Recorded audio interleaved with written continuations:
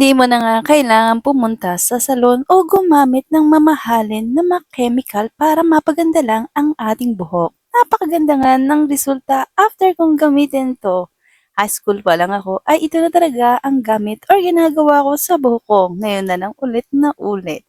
Para nga mas mapanatiling makintab, iwas balakubak, baksak at buhay na buhay ang ating buhok, kailangan natin ng 2 packs o 2 sachet ng mayonnaise.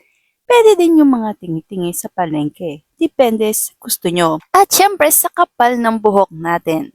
Naglagay ako ng 2 tablespoon na hair mask. Nagbibigay tulong kasi ang hair mask sa ating mga buhok. Nakakatulong kasi ang hair mask sa paglalagas ng buhok. Mapapakapal nito ang ating buhok. Nakakatulong din ito para maging mas makinis at panambot ang buhok. Mayaman kasi ang hair mask sa substance tulad ng essential oil at cocoa butter kaysa sa ibang conditioner. Samantalang ang mayonnaise naman ay naglalaman ng amino acid called L-cysteine to improving the growth of your hair. Pantanggal din ito ng balakubak, pinapaganda ang texture ng buhok. Malaking tulong din ang pagtanggal ng mga alaga natin sa buhok kagaya ng lisa at mga kuto. Nakaka-hydrates din ito ng mga dry na buhok. Ang mayonnaise naman ay pwedeng-pwede sa lahat ng uri ng buhok, makapal, manipis, kulot man yan, or straight.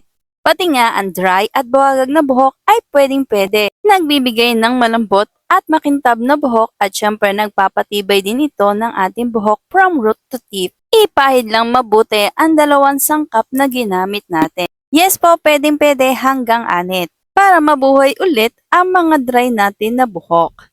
Alagaan ng buhok sa pamamagitan nito na natural at walang halong kemikal na nakakasakit sa anit natin. Para mas mapanatiling maganda at baksak ang ating buhok ay gawin ito every once a month. Yes, 1 beses lang po sa isang buwan ko siya ginagawa pero nakadepende naman sa inyo. Hindi naman ito kagaya ng ibang mga panlagay sa buhok na may mga gamot at kemikal na makakaapekto sa ating anit. Kaya pwedeng-pwede kahit after 1 week, gawin mo ulit para mas maging mas makintab lalo ang inyong buhok at baksak na baksak. So ayan, halos matapos na nating maubos tong ating ginawang mixture. So as you can see, from anit hanggang doon sa pinakababa. Kasi yung pinakababa ng buhok ko ay super dry at maraming split ends. Kaya doon ko talaga siya pinupuntirya. So yan, inubos lang natin to and pwedeng-pwede na natin siyang balutin ng plastic or kung meron kayong mga pantakip sa inyong mga buhok ay pwedeng-pwede. So plastic lang yung nilagay ko dito.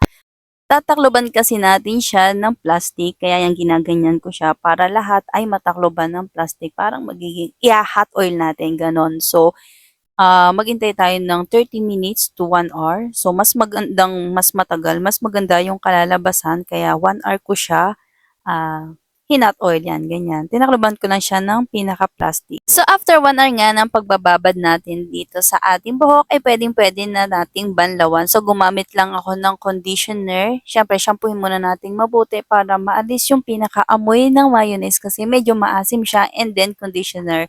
So, yun lang. Tapos, ito na yung ating resulta sa ating paglalagay ng mayonnaise with hair mask sa ating buhok. So, nakikita nyo naman guys, ang laki ng kaibahan simula nung nag-start tayo. Tapos ito na yung ating resulta. So, yan, 1 hour ko lang siya binabad. Naging mas makintab. And then, yung dry dun sa laylayan natin is nabawasan.